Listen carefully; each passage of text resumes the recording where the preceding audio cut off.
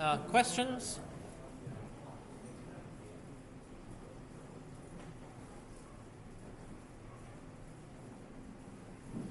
Okay, I thought I'd spend a couple minutes going over the solutions of one of the homeworks.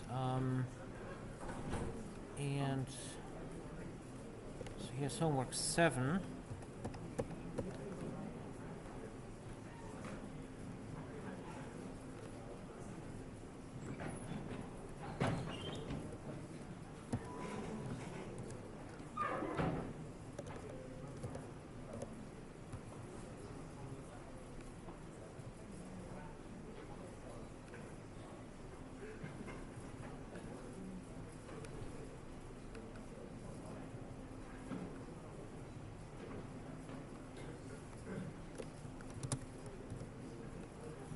All right, so with the rectangle here,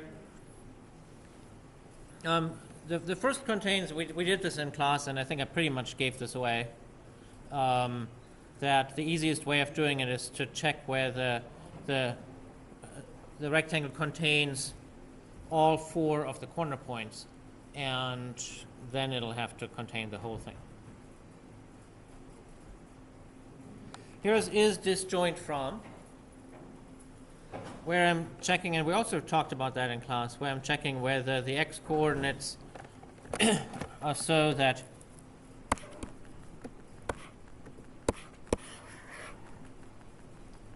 one of them is just completely below the max of the other. That would be these 2 cases, or where one of them is just either completely to the left or completely to the right. And those are the only ways that 2 rectangles can be disjoint. And then finally, for them to intersect,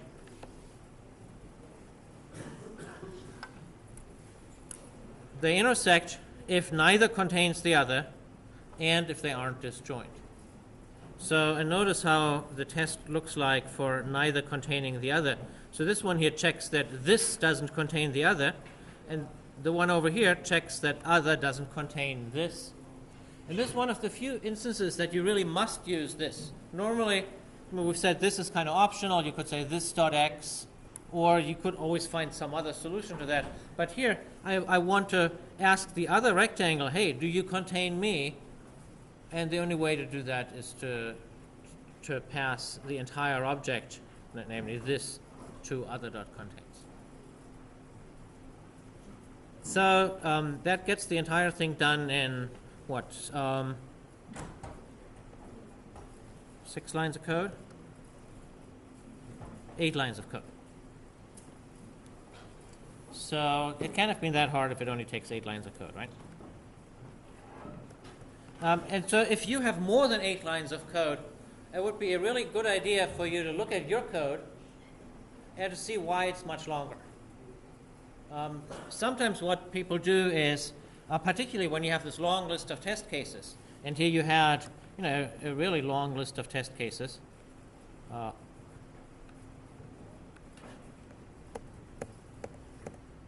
36 test cases. What students sometimes do is they have code that kind of works but fails like 2 test cases.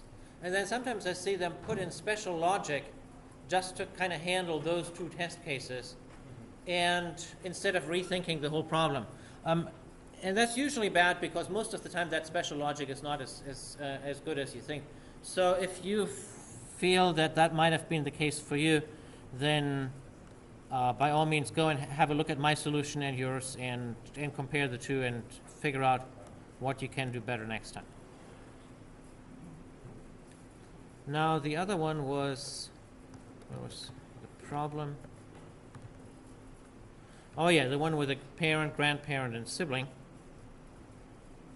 So some people did run into the null pointer exception that I'd been talking about last Wednesday. And let's have a quick look at the solution that I have.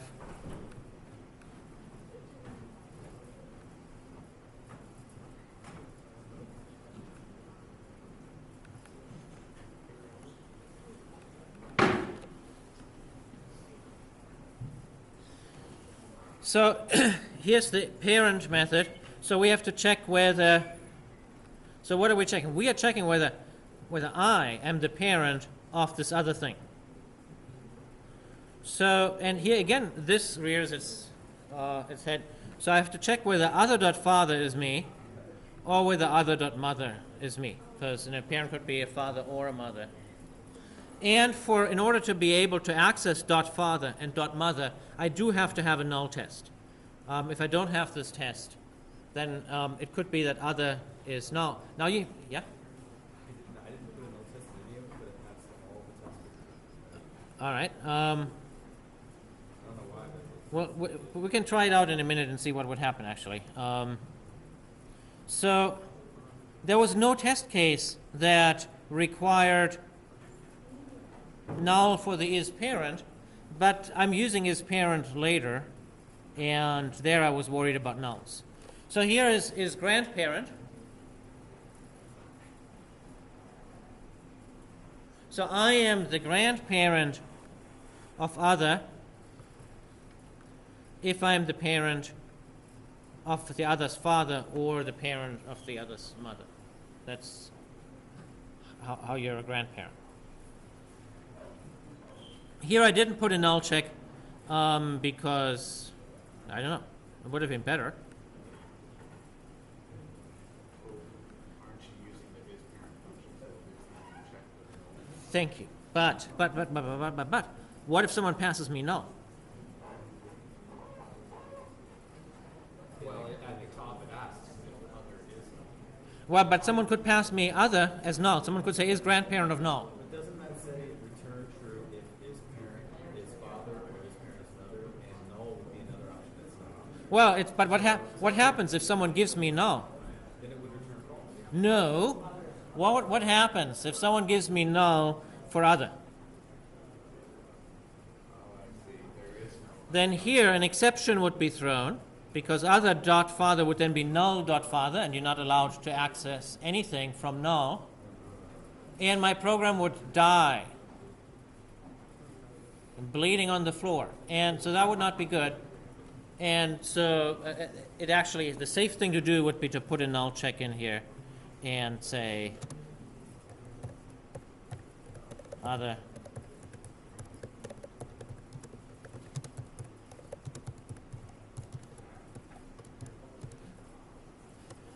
parentheses.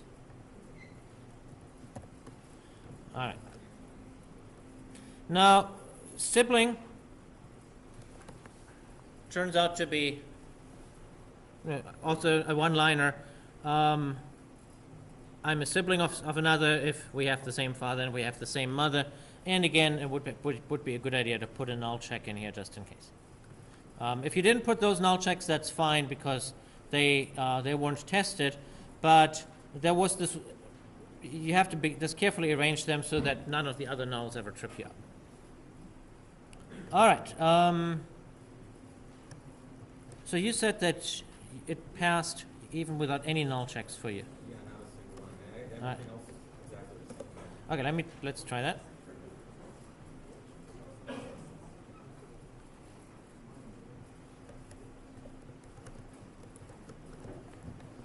Let's take a minute. Let's see.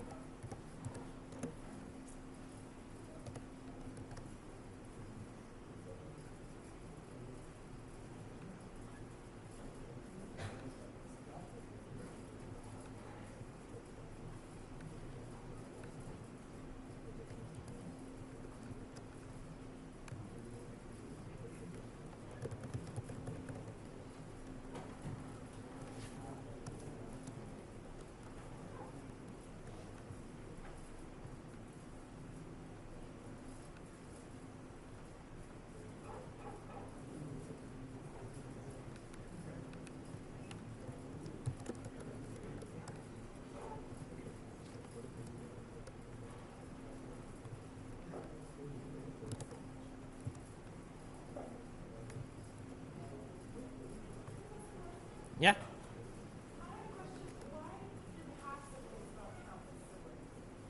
That was just the rule that I set out. I said they have to have the same mother and father. That may be.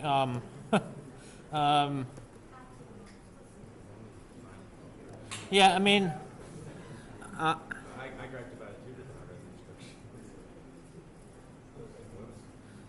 unfair or not, I mean, that's how I defined it. And the reason I defined it was not out of any reason to be unfair, but I wanted to toss in that one example where one of them was no. And that was really the only reason. I mean, oftentimes this happens when you're asked to implement a specific thing that for whatever convenience it's been defined one way or another. And it's something that everyone learns pretty quickly, that you have to read the fine print for these things. But there was no particularly evil intent here. All right, so to your point, you're right. It worked without that test, so I must have misremembered that. I thought I needed it. All right.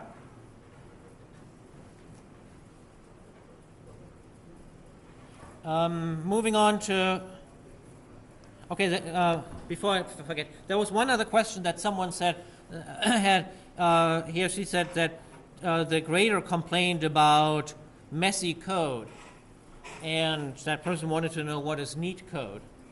And so there's an exhaustive answer to that. You can download from the companion website, let's see if I find this, a coding style guide. So if we go here, or not, appendices.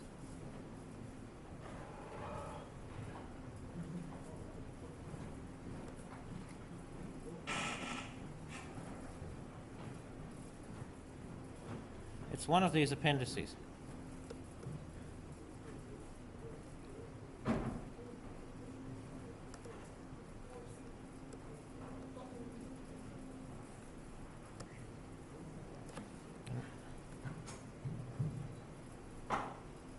I'll be darned if I know which one. Oops. Okay, this website is a festering mess. Oh, here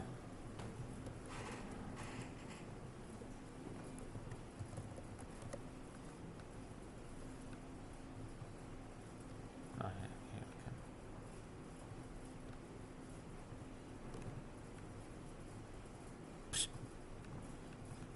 go. Does anyone happen to know which of these appendices is the? I would hate to have to open them up. I guess I will.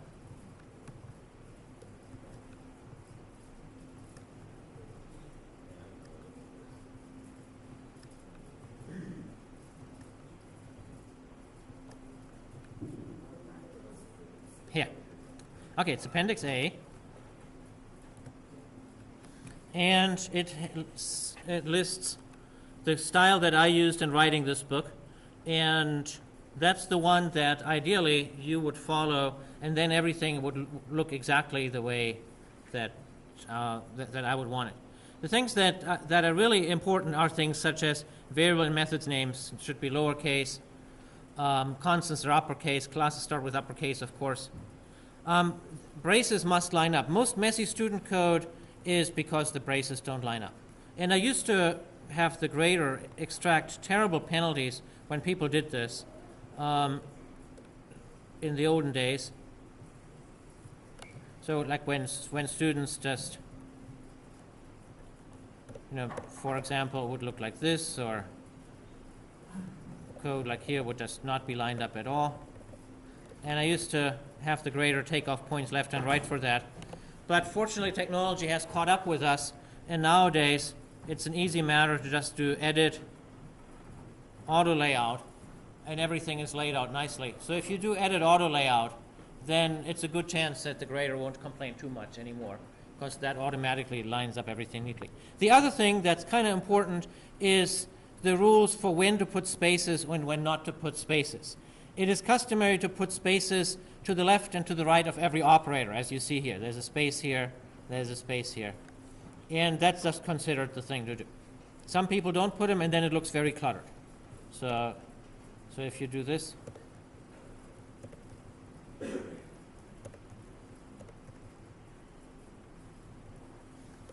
then it's not as easy to read because visually it's just all one thing. I've seen a few people who randomly put a space either to the left or to the right. And I guess when you have a long enough expression where you do that, sometimes you put it to the left and sometimes you put it to the right, you could probably encode a secret message by that.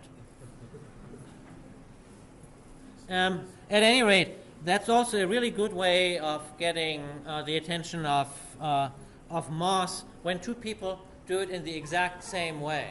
That's what happened. There were a number of people, and they had that pattern of spaces or non-spaces to the left or to the right of the operator in exactly the same way. And so that was, Moss found that very interesting.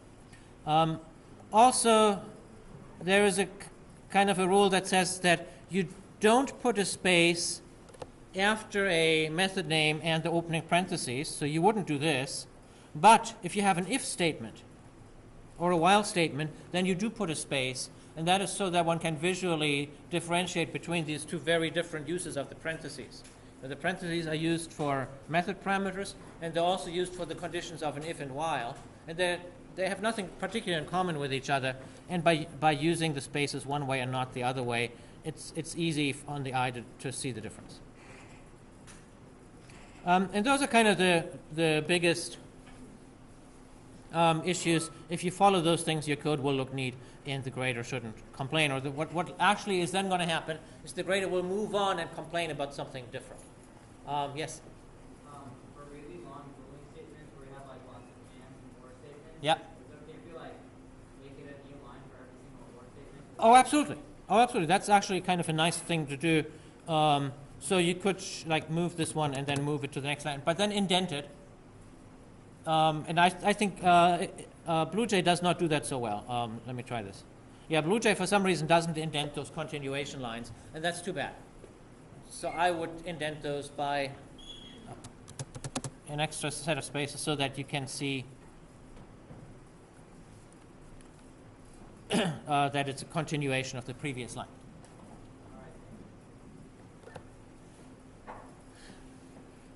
And finally, it may happen if you use an editor other than BlueJ.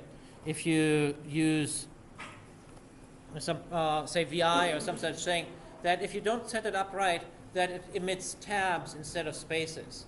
And that would be bad, and then the grader would keep on complaining because those tabs look different to the grader than they look to you. The grader sees the tabs in the browser, where a tab stop is 8 characters. You see the tabs in VI or whatever, and there they are 2 or 3 or 4 or whatever you set yourself in VI, and so then the grader will always complain. The remedy is never to use tabs. In 46B, there's an actual lab where you get to look at a file and play Sherlock Holmes and find out whether it uses tabs or spaces. But right now, the golden rule is that tabs are evil, and you should, if you don't, BlueJ doesn't use them, but if you use something else, you should turn whatever feature that makes tabs, turn it off. Yeah? I don't think there's much. And I mean, we're going to be leaving BlueJ in a few weeks, so it's probably not worth spending a great amount of effort on it. BlueJ is great to get going. We're going to be talking about the debugger in a couple of lectures, and the BlueJ debugger is nice and simple, so you don't get overwhelmed with all of the heavy machinery of the NetBeans debugger. But by the time that we're doing our last labs and our last homeworks, we're going to be out of BlueJ and into NetBeans. Now you could say, why NetBeans and why not Eclipse? And it turns out that next semester you're going to be learning some version control, and that version control system is better integrated with NetBeans. Eclipse is perfectly fine, but it just happens. NetBeans is also just perfectly fine, and it just happens to be useful there.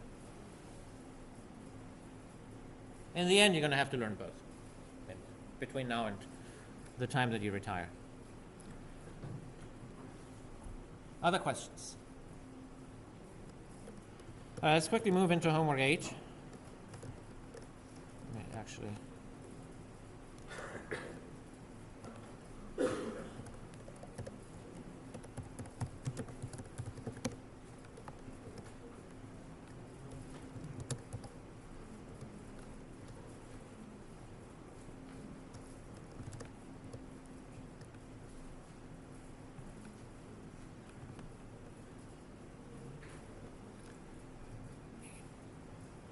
Now I could swear I saw a Piazza question about homework 8.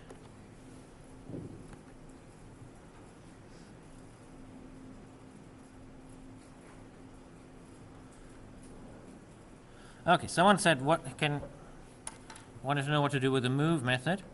So we're supposed to do something with the bug 4 class of homework 6C. That's homework 6C. So, and if you're happy with your solution, by all means use it, but you're probably going to have an easier time if you start with my solution.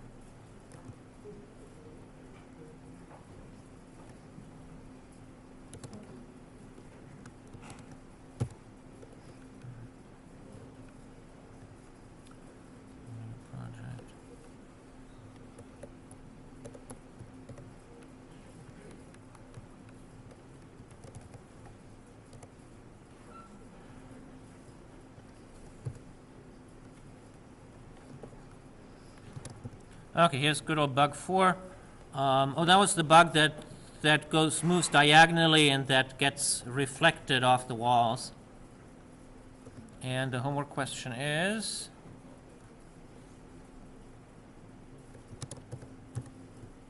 windows here. No, I think this.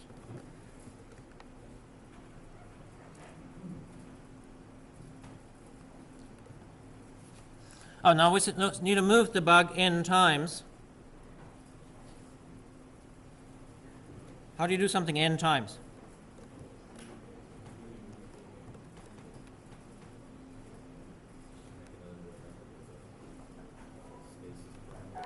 So let's say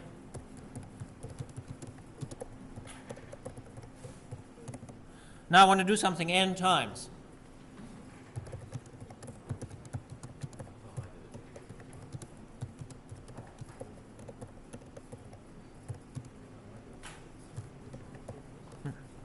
Not n, int I, I'm sorry. Int I equals 1, I less equal n, I plus plus.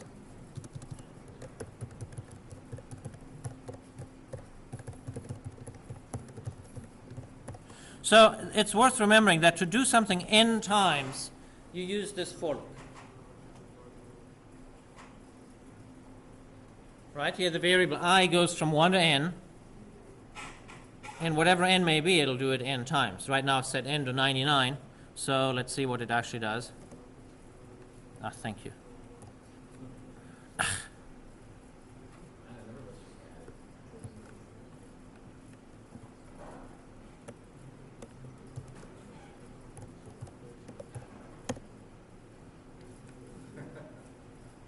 Is there some way to reset this full thing? Oh, you know what? We're just going to put this in the damn bug. So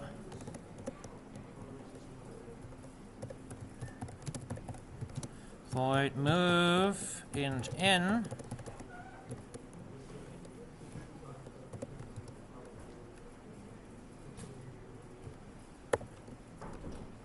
Okay, let's compile it. Still. Let's make a bug.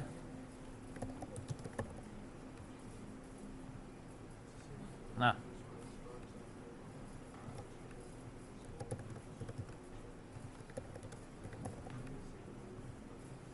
And so now we're going to ask it. So now we have two move methods, one that takes no parameters and one that takes a parameter n.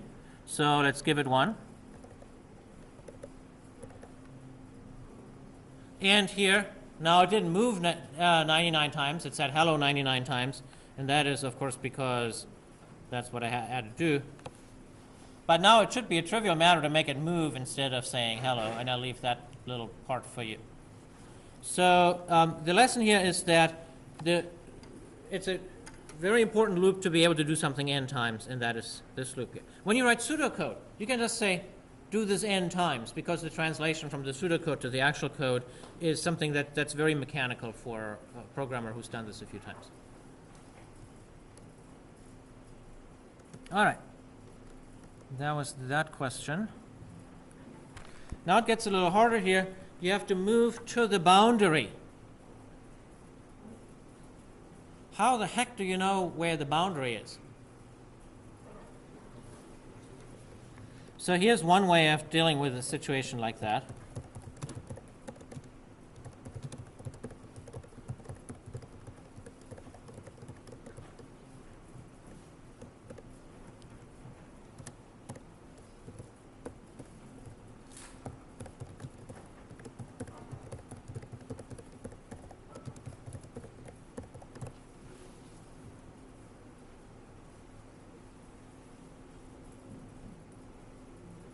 So look at this code here. So I say, while I'm not at the boundary, I'm going to move. Now that, of course, means that I'm done with this method move to boundary, but there's a price to pay. I have to define another method, namely whether I'm at the boundary.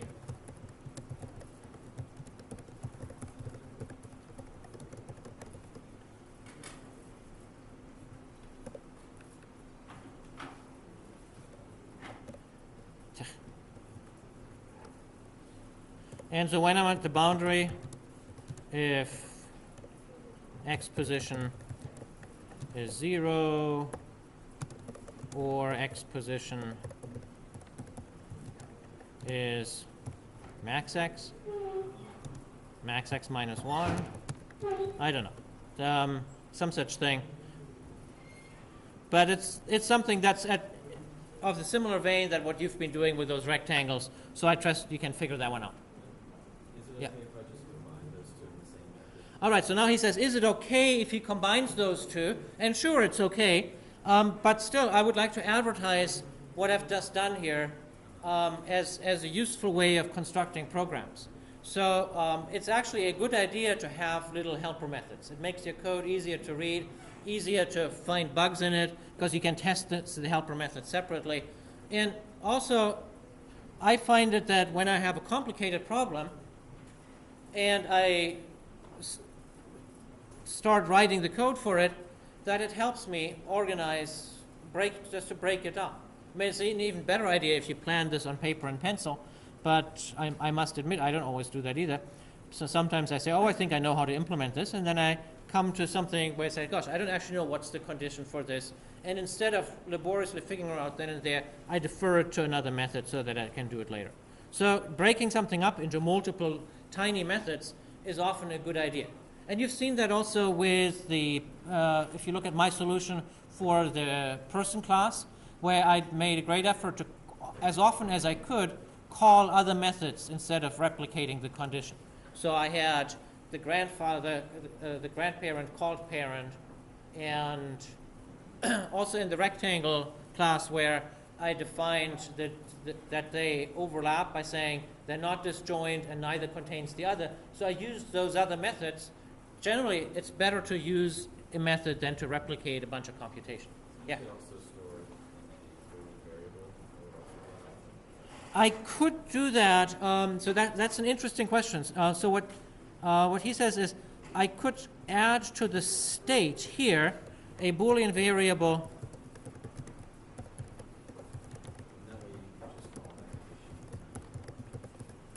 And so then I could turn that on when I'm in here, right?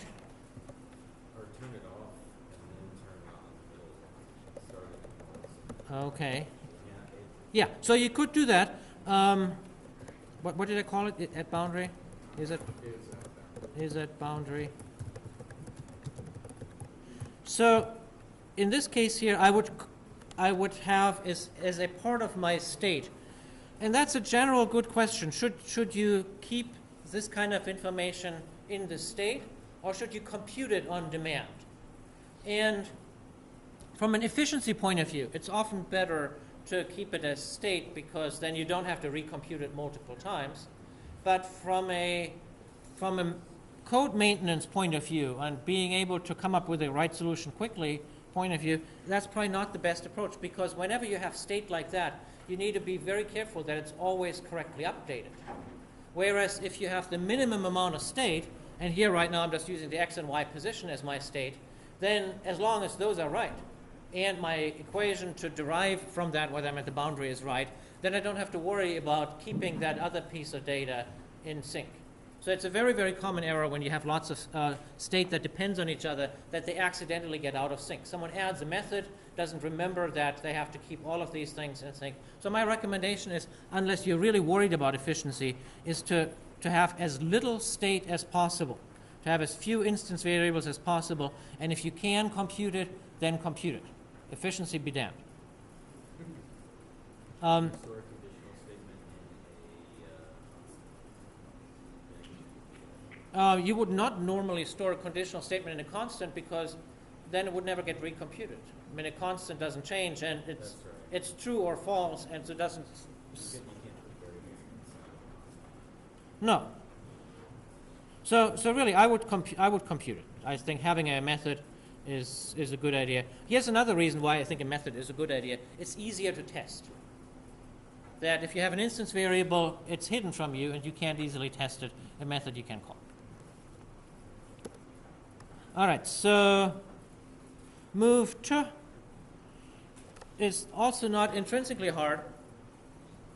So here the bug moves across its little cage, and we want to know, does it get to a particular point? And so it moves, it bounces off here, so it has some kind of a path like this.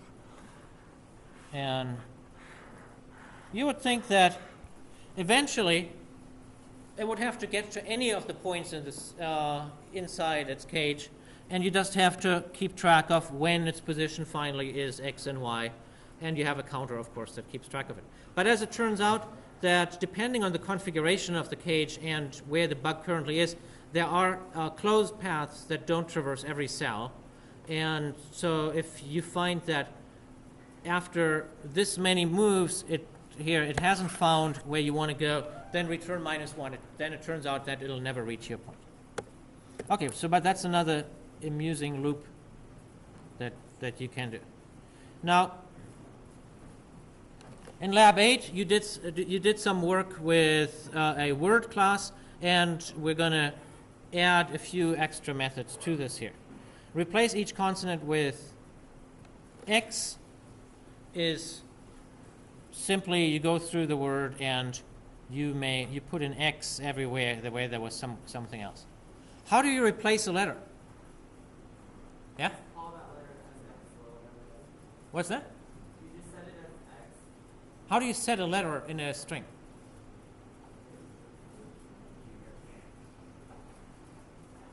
So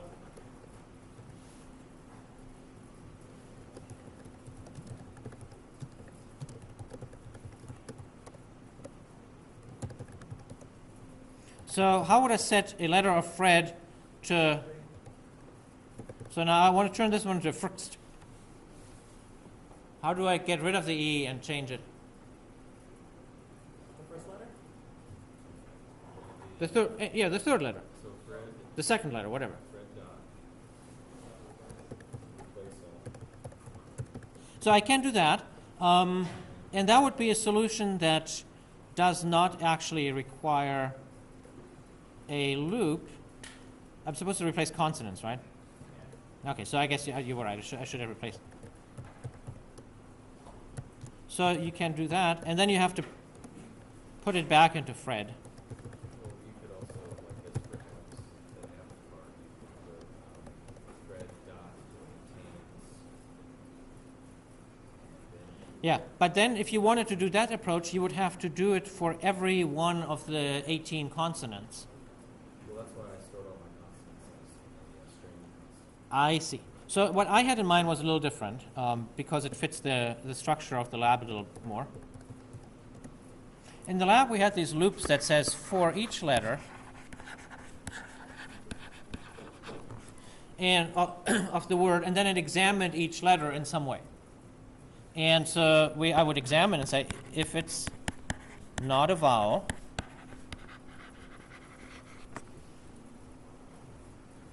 and then I would like to replace it. Yeah? The reason why I didn't do that is because there are some characters inside words that are not vowels. I see. That is a good point, and I should clarify that. If you could somehow remind me of that, either on Piazza or send me an email. My intention was that you should be able to use is vowel, and that all of the letters in the word are deemed to be either vowels or consonants, because that greatly simplifies the problem. So I did not want to worry about like apostrophes or stuff like that. That's fine. I mean, your solution will work for all the test cases. You don't have to change it, but it's easier if you can use is vowel. So now what I want to be able to do is I just want to replace this letter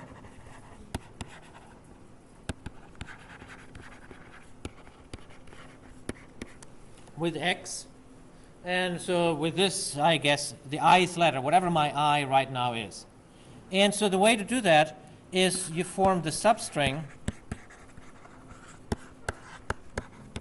from 0 to I, you add an X, and you add the substring from I plus 1 to the end.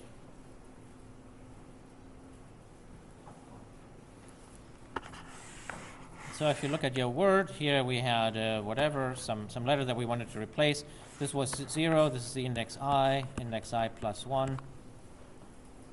So the substring from 0 to I does not include the ith position, so that is all the area to the left here that I will mark in red. And substring starting at I plus 1, if I don't supply a second index, then that means it ends at the end, and that's this area here. So by breaking it apart and sticking the X in the middle, I can replace a character. And that way you can replace the ith character as opposed to having to replace each character and having to know which one it is. Now, come to think of it, one could still use your approach. I still use the same loop you're using. I see. I get it. Yes, you could actually do that. Yes. All right. So what he's done, and so let me lay that out, and maybe you like it better. I get it. That'll definitely work. So you're just doing text equals text dot replace. And it might be replace or replace all. I can never remember. Letter, all he says, and then X. That's fine. That's fine. I had not thought of that. That's actually better. Okay, that really is better. Okay. Sure. Actually, it won't let you replace just letter though. You have to take the substring letter. I tried it. Letter, but letter is a string. But it's like, Because how do you get each letter? yeah, it was like, and even though it's one letter, for some reason when I just put letter in there, it didn't work. I had to put letter down substring 0 1. Oh, because it was a string instead of a character. Yeah. But you want it to be a string. Replace all text strings. Yeah, it is a string. It is a string. But I don't know why it didn't work. It was just, I have another look. That doesn't sound right. so I just put text on substring. That doesn't sound right. I have a question. Yeah. It might not be related to homework 8 because it's homework 9, but you told us to specifically use characters instead of substring now. Yes. Is there a way to have my characters to one after the other and store it in the substring? No. Can't, right? No. The only reason that in homework 9 I asked you to use Carat is that why I'm forcing you to have 2 nested loops. So my only interest is for you to practice nested loops. But no, there's no easy way of assembling. I mean, you can concatenate them all one after another in a loop, but it's not like in C or in C++ where you can build up a string from individual characters. All right. Then we have these little triangle patterns here, and those ones you'll just have to figure out. I mean, obviously, you use substring with various indexes I and j to extract those substrings. So start with the first one is pretty easy. The second one, you have to make those spaces, right? So you need another loop to make those spaces. And that's the whole point, to give you practice with loops. The third one here is you have to extract substrings in two different ways. And so the whole reason for these is that I want you to get into the pain where you have to figure out exactly what is I, what is j, and they'll depend on the text length, and you're going to get them wrong the first time. I certainly did. And what does it, that when you're done with it and it finally works out, have a look at it and see why the indexes make sense. All right, so this is a complex homework, and so get going with it quickly. It is at least as complex as the previous one, and it's likely going to take you a few days. On to the lecture. Finally.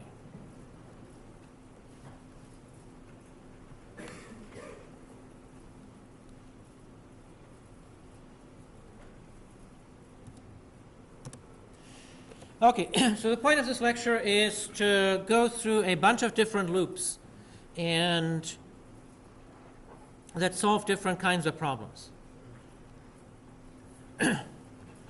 So here's a typical example. This loop here keeps a running total. So you have some source of information. Our source of information here is just user input. And we just keep adding it up. And the key of this loop is this line here, where I just keep adding stuff that comes in onto this variable total. Anytime that you need to have a total of something, that's the loop you want to have. And so the loop structure is, you have to ask yourself, is there more data? It might come pretty soon. It'll come from an array, but right now we don't get no array, so it just comes from user input. Is there more data? Fetch the data, add it to the total. It always has this structure. Here's another common one where you want to count matches. That means you want to count how many things in your collection have a particular property. So here we want to count how many uppercase letters this word has. So I go through the word a character at a time. I need to do that a character at a time because this test is uppercase, works on characters and not on strings of length 1. And so what do? I say, let me visit all of my candidates, ask each of them, do you fulfill the particular condition? And if so, increment the counter. And that loop exists in 1,000 variations. Do we have something where we need to do that in the homework? No, I don't remember. Oh, but there was something in the lab. In lab 8, there was count vowels. Wasn't that the very first thing in the lab? And if it was the same loop, let's just go there real quickly.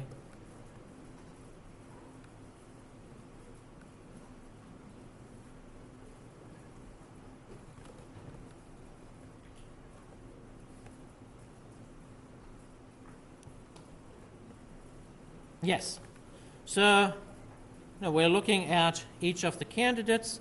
If it is a vowel at this point, then we simply say counter plus plus. And so this is another typical count all the ones that match a particular condition. I'm making a big deal out of this because people often say, how on earth do I write these loops? I want a recipe for loops. Now, there is no recipe for loops. I mean, there's no one recipe that you can follow, but there are loops that appear very commonly, and it really is worth recognizing them. It saves you a lot of trouble. Then you can just look at one that's similar, and you don't have to reinvent them all from scratch. All right. So here we have a good clicker question.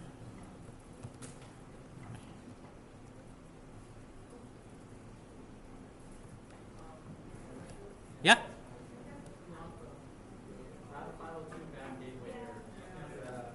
What, Piazza's is dead? All right. Fine, we'll do them some other time. Is it just dead for you or for? Oh dear. Yes.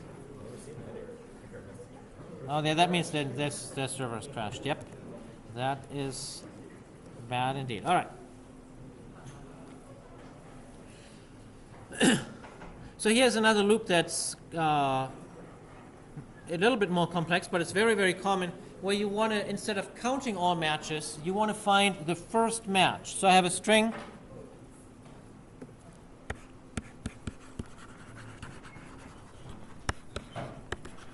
Here in the spirit of Halloween. And let's say I want to find, no, that's actually a stupid one. Why would I ever want to find the first lowercase letter? Who comes up with these examples? Okay,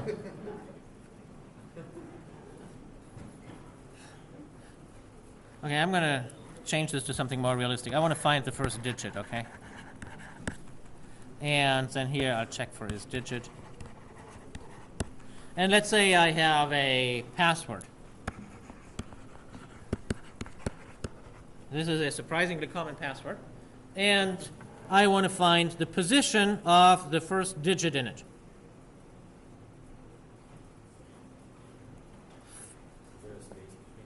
No. You can't have spaces in passwords. So the index positions would be 0, 1, 2, 3, 4, 5, 6. So we can see, of course, the answer is going to be it's at position 6. But how do you code something like that? So in this case, you have two different conditions. You want to say, while there still is stuff to examine, and that loop then gets you, in the usual way, through the entire string. But you also want to say you want to stop if you have found something. And the easiest way to organize that is to have a Boolean variable. Here it is. Set found to false. Then inside here, you check that you haven't found it. When you did find it, set found to true. And that's your signal to stop. And that's the secret to this particular one, to use that extra Boolean variable. So when you are asked to code up a loop that finds the first match by some condition, you should look at this as a sample and realize that you need two terminating conditions. You keep on going in the loop while you have not yet been successful, and while you still have more stuff to go. How would you find the last one? If you could start at the end, that's lucky. And sometimes you can do that. Like when you look at the characters of a string, you can certainly go from the end. But when you read data from the user, that's often not possible. You can't usually tell the user, please enter everything backwards. So if the order is the order that you have to live with, then what you have to do instead is you can't keep on going while not found. You have to take this off.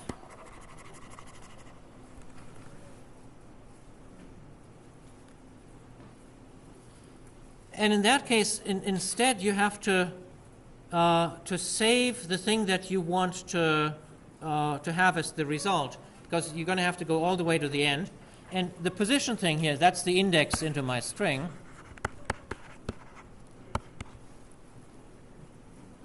And so when I'm here, I need to save that thing.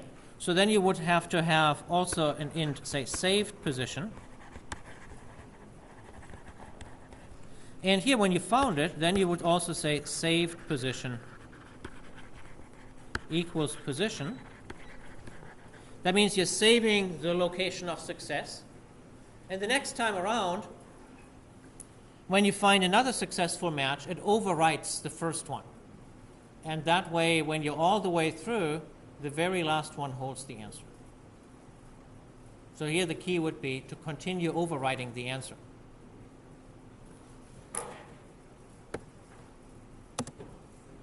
Okay, Piazza still down? Oh, yes. Okay.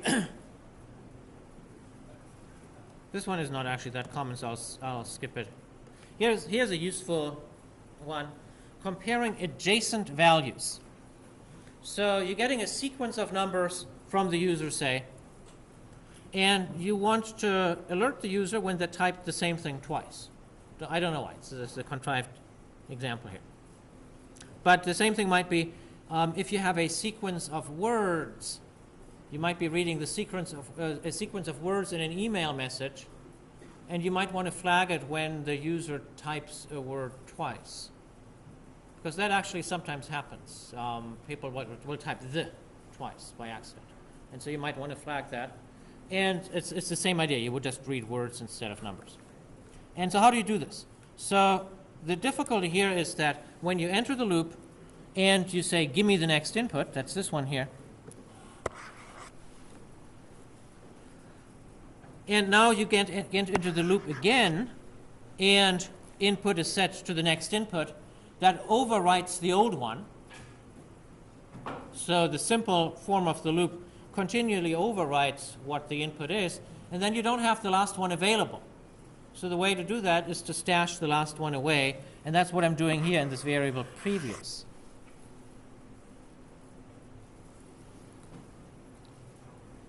So I'm saving the old one and call it previous. Input is now the new one, and then here I compare input and previous to see if they're the same. But every time you do something like that, you now have to worry, what about the first time? So one way you could do this is you could initialize previous with a number that the user will never ever enter, such as -13. No user ever enters -13. It's a fact of life. So you could have, up here, you could have said previous. Oops, there's a typo in here actually. No, never mind. You could say previous is -13, and then you could say input. Sorry, it's going to get a little messy. Input is next double. And over here you would say previous is input. So this would be kind of a naive way of doing it. And it works right at the moment, of course, that the user does enter -13, and then as the first number. And then it would say, why are you entering this number twice? So that's a fragile arrangement that you want to avoid. And so the way it's written up here does cleverly avoid it by making one call to input outside the loop and the others in the loop.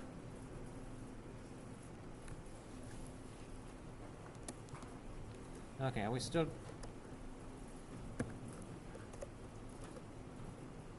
Oh, now it's just hanging. All right.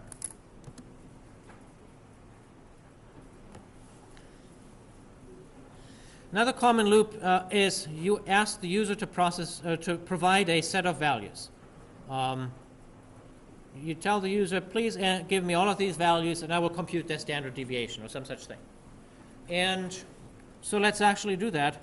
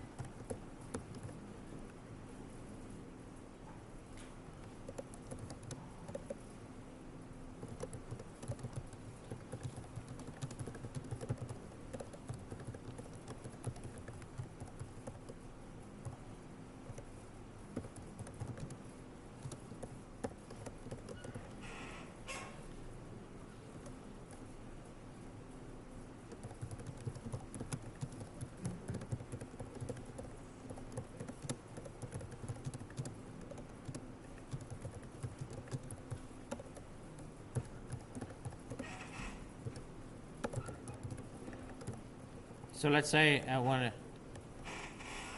compute the total and count how many values I have. Let's count, sorry.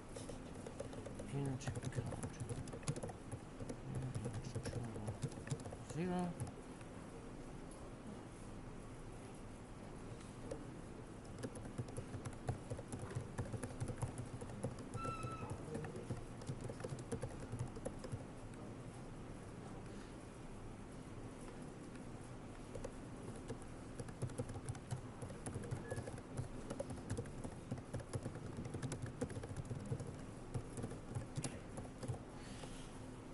All right, so this loop here keeps asking the user, please enter a value.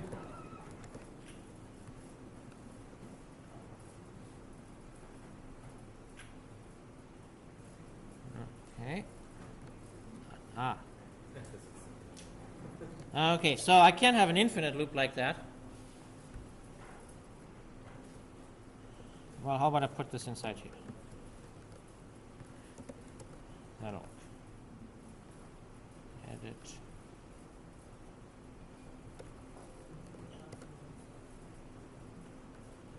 Okay.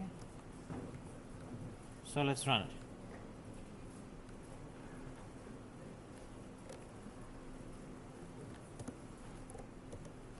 So that's how you can set up something that just keeps going for So just put the velocity in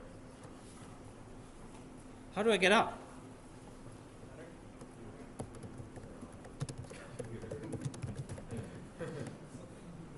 That actually did work because now it threw an exception saying that it could not process that. But that's a very brutal way of getting out, right? And now this program here read numbers. So let's change this a little bit.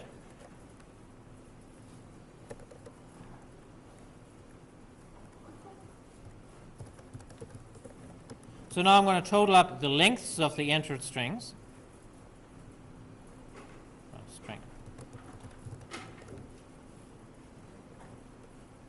So let's run this one.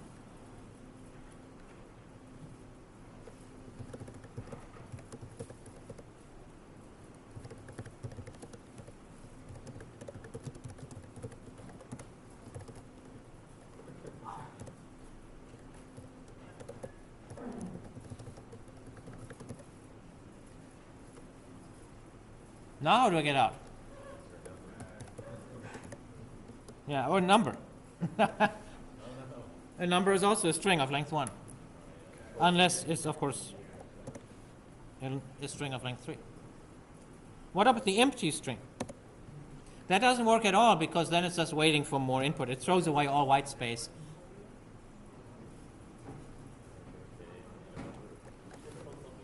Yeah, I have to kill the virtual machine.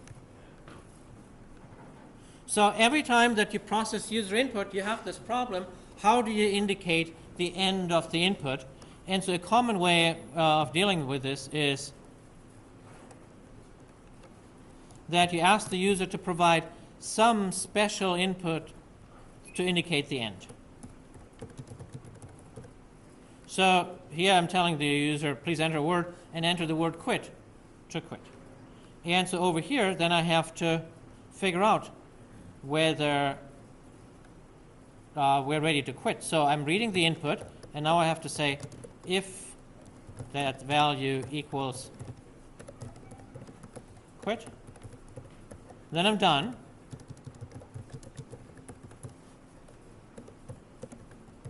Else, I want to do all of this work.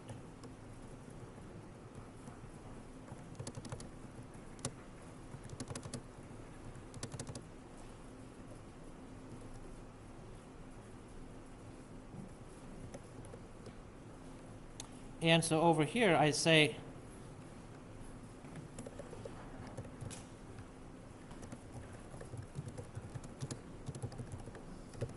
okay, that can't be right. That has to be while I'm not done.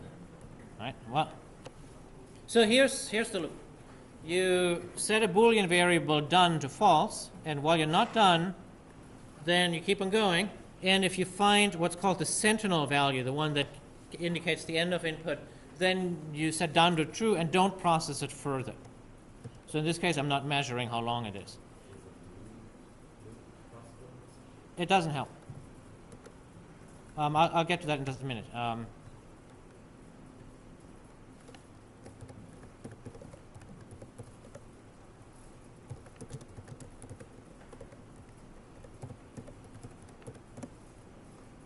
So now I hit quit, and that was the magic word, and the program has exited. So this is a good strategy, and you use it whenever you process user input. Now what you notice is it's a little bit awkward to have this Boolean variable here. You use it here, you test it here, then you set it in here, and then you have an else that typically gets to be a little bit big. So it looks a little bit of a complex structure because you only know in the middle of the loop whether you want to go on and do the work that the loop does. So normally you kind of know at the top of the loop whether you want to keep going, but here you really don't. You have to enter the loop, get the user input, analyze it. You have done already, and now you finally know whether it's worth doing. And this thing is sometimes called a loop and a half. Because I don't know what. It's a stupid name. Okay, it's called like that. The idea is that you have to enter the loop one more time just to find out whether you want to stay in it. And there are some people who dislike it so much that they came up with alternate ways of dealing with it. So you were asking, can I rewrite it as a do-while loop? And that doesn't work because then the control is just at the end, whereas you need it to be in the middle. There are some constructs that you may have seen in other classes. One construct called the break statement that was invented to deal with it, but it has so many other problems that it's probably not really worth doing. I've programmed now for, I don't know how many years, 35 years, and I've never once used the break statement, except in Switch where you couldn't avoid it, but I don't use Switch either that much. So it's possible to completely avoid, and that's what I'm recommending at this level. Later, if you find others who use it and you end up liking it, by all means use it. It's not an evil statement. But what I just do is I just resign myself to the fact that whenever I have a loop where the decision is in the middle, I make a Boolean variable. And I generally call it done because that seems like an easy way to call it. And the pattern then is figure out whether you really want to keep on going. If you're done, set done to true, else, and then sadly you have this extra level of indentation. And then you do the work that you actually wanted to do. All right, so that is a very common loop. Yeah.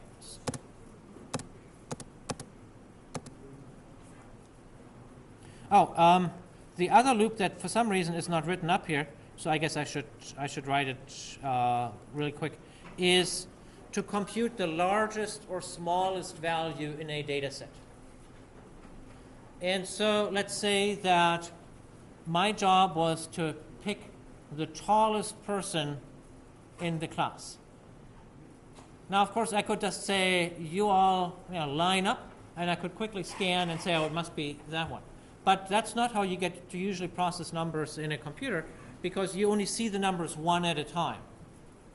So now imagine that I would see every one of you coming through that door one at a time, and by the time that the last person comes in, I would have to say the tallest person is this tall. So how would you do that? Have them come through multiple times. You set the first sort them as You tell them, you guys come in sorted order, right? Or you even best, the tallest one comes in first. But I mean, that doesn't work with user input, right? The user isn't going to do that. set the first exact person that comes through. Yeah, so the key is, and let me just code this thing up here, right in here. So I want to find the largest number that the user entered, and the key is to have a variable that is the largest so far. Now, for people, that's very easy, the largest so far. So far I have seen no one else, so I set it equal to 0. I won't need a count in total for this example. I read a number, or now I want to go back to numbers. Or maybe, how about the longest word? Sure. That would be the longest so far. So now I need to measure how long it is.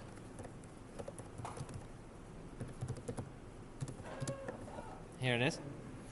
And now I need to check, is this new word even longer than the longest one that I've seen so far?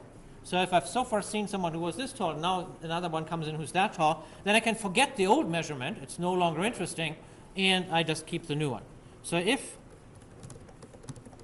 length is greater than longest so far,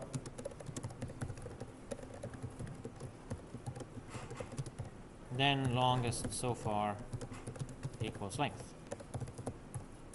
Now I have a new idea what the longest one is.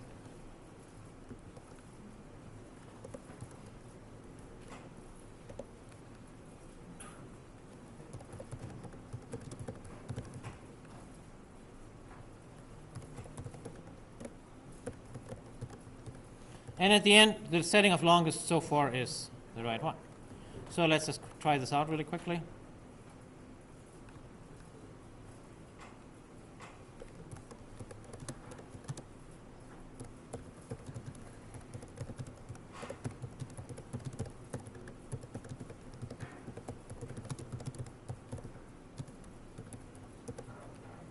So I'm typing, oops, I thought I typed quit.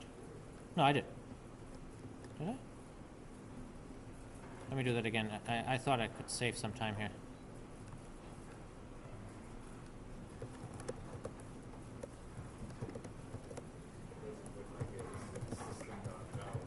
Yeah. Okay, now it says the longest length is 6, which it was, right? But now, what if I want to know the longest word?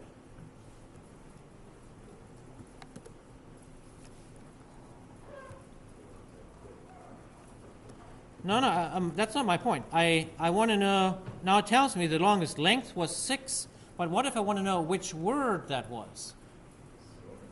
I need to store it. So I need to store string longest word so far. And then over here, when I found a longer one,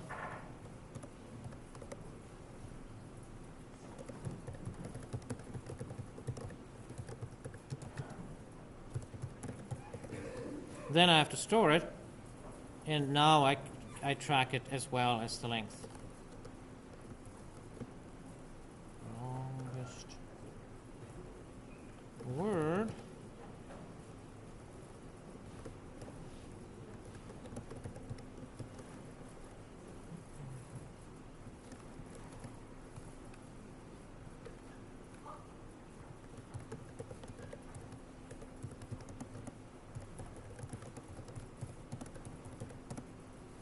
And now it tells me what the longest word was. So that worked. That's generally how you need to do this. But now let me ask, now I'm saving two different things. I'm saving the longest length, and I'm saving the longest word, and I have to update them both. Could I ditch the length?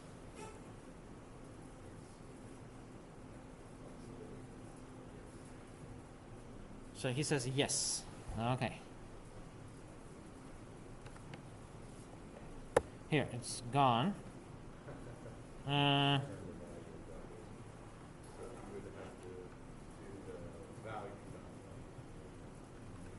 If length greater than value? No. That doesn't work because this is, length is valued at length.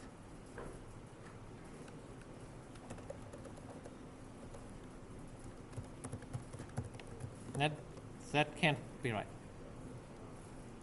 That'll never be true. Longest word. That is true. So that'll work, right? I can retrieve the longest word so far and ask it again, what's its length? Maybe a little inefficient, but so what? And then, indeed, I don't need the length here. So in this case, I was kind of lucky, but it does often happen that you do need to carry both things around.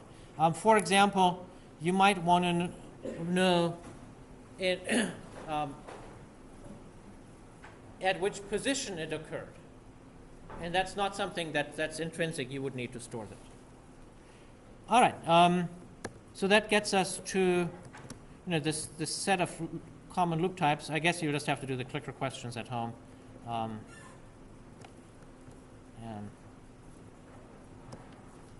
next time Piazza will hopefully be up again. Any questions about any of this stuff? All right, that's all I got. So I will see you on Wednesday, hopefully with lots of questions about the homework.